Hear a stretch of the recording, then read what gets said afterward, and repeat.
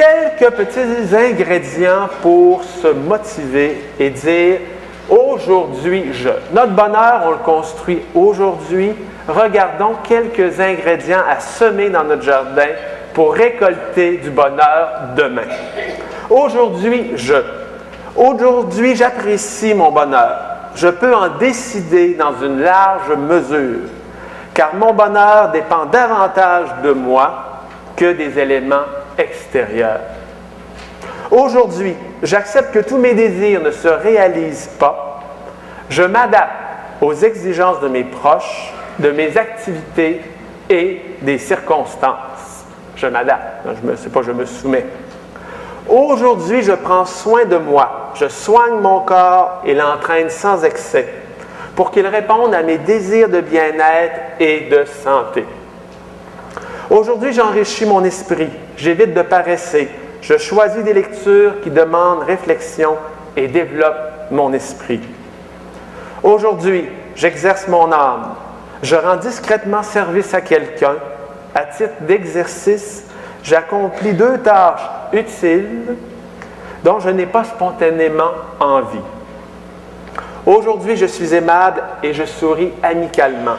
C'est la journée pour ça, il y a plein de monde pour vous regarder. Je soigne ma présentation. J'agis avec courtoisie. Je complimente volontiers les gens qui m'entourent, surtout le conférencier. Je m'abstiens de critiquer ou de me plaindre, surtout le conférencier. Je m'efforce de bien vivre cette journée. Je résous mes problèmes un à la fois. Un à la fois.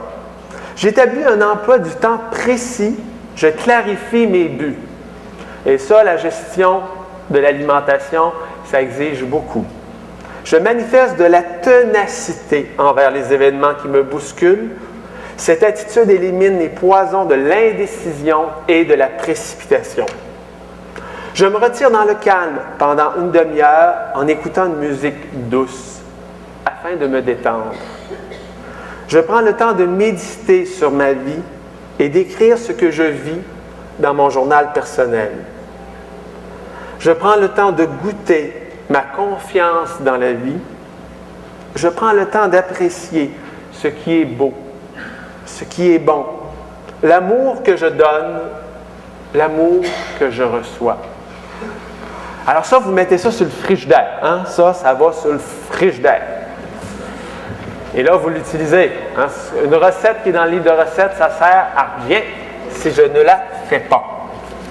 Donc, c'est une liste de petites choses quotidiennes qui vont vous permettre de semer dans votre jardin des nouveaux bonheurs.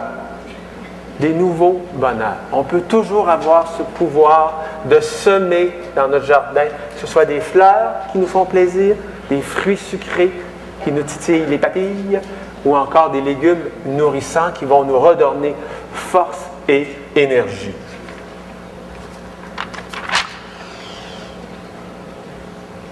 Quel est l'ingrédient? L'ingrédient secret du PFK? Non. L'ingrédient secret pour être un bon malade. Un malade heureux. Parce que c'est ce qu'on veut, être un bon malade quand même. Plusieurs études scientifiques, donc ça va bien, là, je ne fais pas juste le clown des fois, ont fait la lumière sur ce que nous soupçonnions depuis longtemps.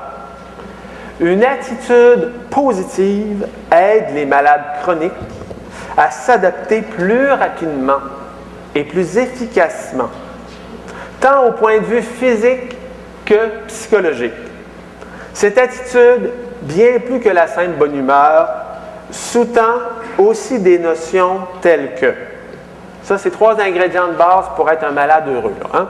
Le contrôle, ou le sentiment de maîtriser ce qui se passe dans sa vie personnelle. La maladie, c'est une perte de contrôle sur sa vie. Hein?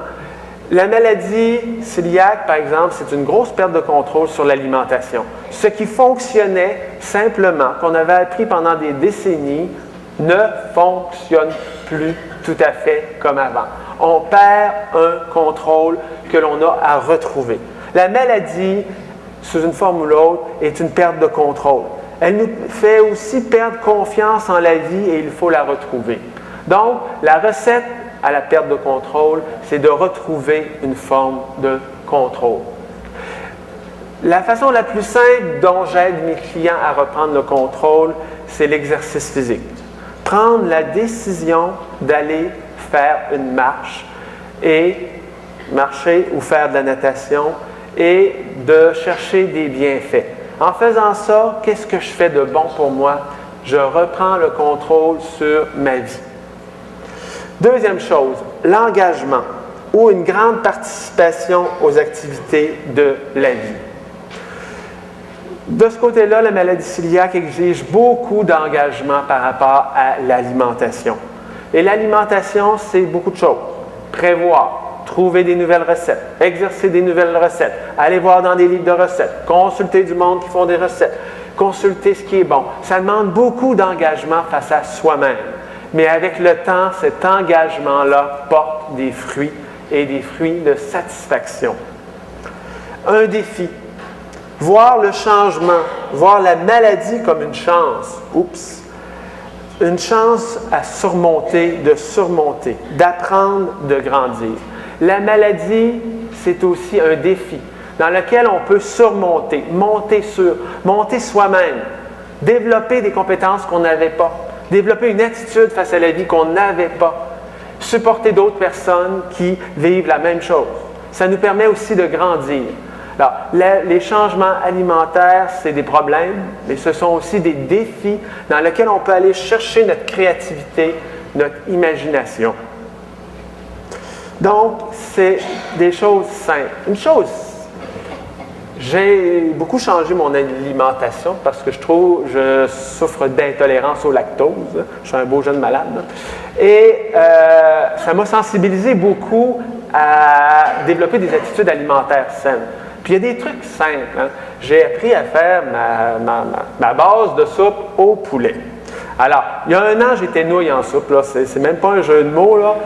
J'étais incapable de faire une soupe en suivant la recette. J'étais nul. Cette année, je suis vraiment rendu bien bon. Mais paresseux. Je suis aussi paresseux. Et celui-là, on ne peut pas avoir toutes les qualités. Alors, pour ma base de soupe, savez-vous ce que je fais? J'ai un sac dans le congélateur, c'est le fourre-tout à légumes. Dès que les légumes sont mûrs, je fourre ça dans le congélateur, propre, le sac se remplit. Quand le sac est plein, qu'est-ce que je fais? Je prends le sac de légumes congelés, je le mets dans la mijoteuse, la cocotte, le soir. Alors, une mijoteuse, dont un croque-pot, rempli d'eau, bien sûr, avec du poivre et des feuilles de laurier. Je pars le système, le lendemain matin, je me lève, ça fait 8 heures que ça bouille, le bouillon de poulet est prêt. L'art d'être paresseux et en même temps de faire des choses savoureuses. Donc, je vous invite à être des malades paresseux, mais ratoureux aussi.